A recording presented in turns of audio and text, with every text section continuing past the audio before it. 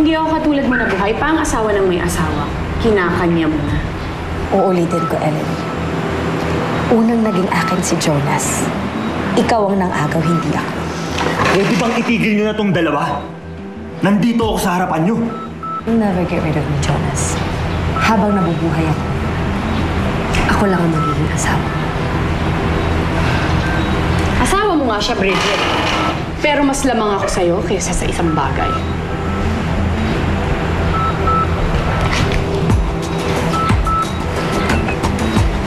Asawa ko yan! At daddy siya ng anak ko. OA ka naman, Bridget. Pagbati lang naman ang ginawa ko kay Jonas eh. Kapag naanal na kayo, doon ka na magwala. Dahil kapag ang ex-husband ko naging ex-husband mo na rin, yun ang araw na gagawin kong advice mo sa akin. Pag nakita mong magkasama kaming dalawa sa kama, doon ka na mangimig sa galit.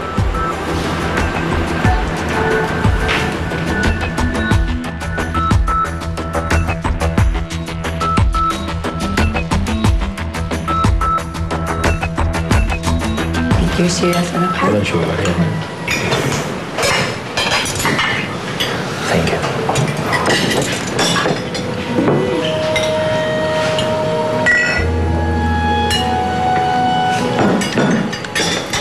Bacon?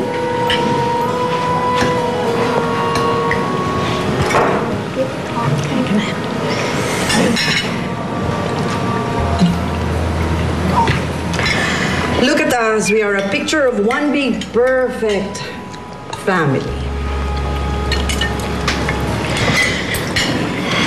There you go again, Marisa. Kaya pala nagtataka ako kanina kapag tahimik. Yung pala bumibuelo ka lang.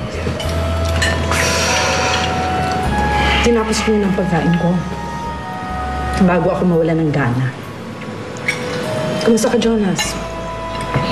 Nag-aagawan ka ng dalawang magkapatid. Ang sarap siguro ng pakiramdam mo, no? Marisa, nasa harapan tayo ng hapagkainan. Kaharap ng bata. Please naman, have some decorum. Pero hindi ba nakakatuwa ito, Delphine, itong nangyayari sa dining table natin? Parang sa pelikula lang ito nangyayari eh. Pakigising na lang ako pagtapos ng bangutan.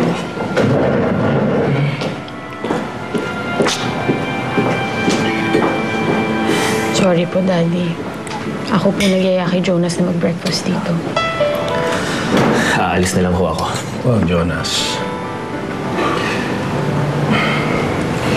Pagpasensyahan niyo na si Marisa. Kung kani-kanino niya binubuntong yung galit niya. Pero ang totoo, sa akin siya galit. Hindi. Alam natin lahat sa akin galit si Ninang. Tumira po ako dito dahil gusto ko kayong makasama ulit. I know that, Bridget. Pero yung sinabi ni Marisa kanina, kailangan pag-usapan natin yun. Sige po pa. Kayong dalawa lang po. Mag-uusap muna kami. Pagkatapos, mag-uusap tayo. Ikaw, Jonas at Ellery. Jonas, halika, may gusto lang akong linawin sa'yo. Excuse. Mag-usap muna kayo ng asawa ko.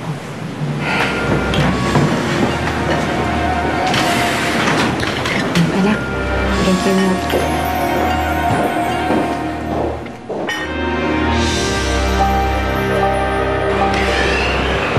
Kamusta na ang annulment niyo ni Bridget? Pinag-aaralan pa po ng lawyer ko yung kaso. Sinabi rin sa akin ng lawyer ko na malaki ang posibilidad that this could take years. Pero itutuloy mo pa rin. Pa, hindi na ho nag-work yung pagsasama namin ni Bridget. Alam ko ang anak niyo siya. Pero wag niyo naman ho sana sa aking hilingin na balikan ko siya.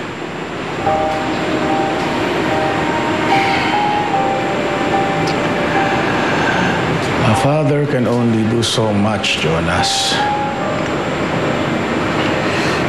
Gustuhin ko man na protektahan si Bridget. I know, ang kapalit nito ay ang kaligayahan ng isa ko pa rin anak. Si Ellery.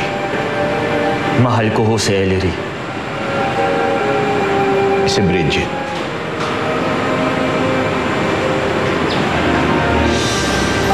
Minahal ko po siya noon.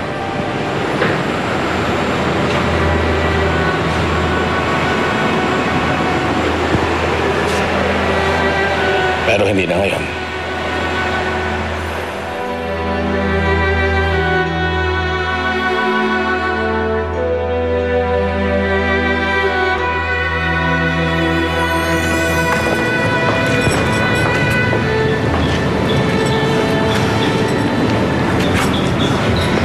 Hindi lang pala buong wardrobe mo ang dala mo, Bridget. May kasama ka pang asungot?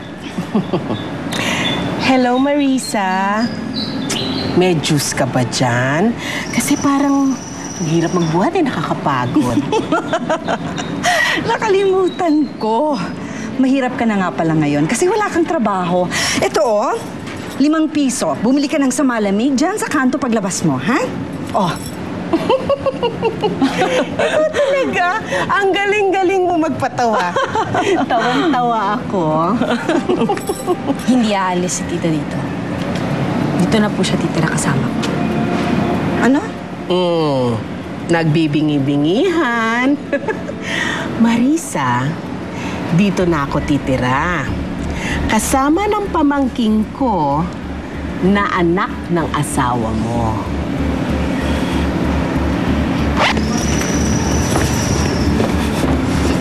Galit?